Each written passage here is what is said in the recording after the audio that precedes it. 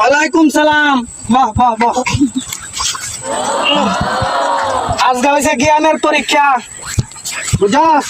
দেখাম কার কি জ্ঞান। সারা জীবন তো হরাইতে হরাইতে বুড়ে হয়ে গেছি।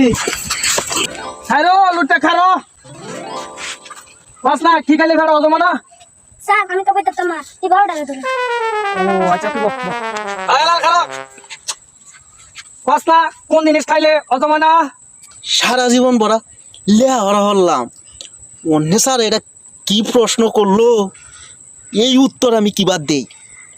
আচ্ছা একটা কোয়ালায়াম স্যার, গু খাইলে অজমা না? কি কস গু খাইলে অজমা না? হ স্যার, গু খাই আজ পর্যন্ত কেউ হজম করতে না।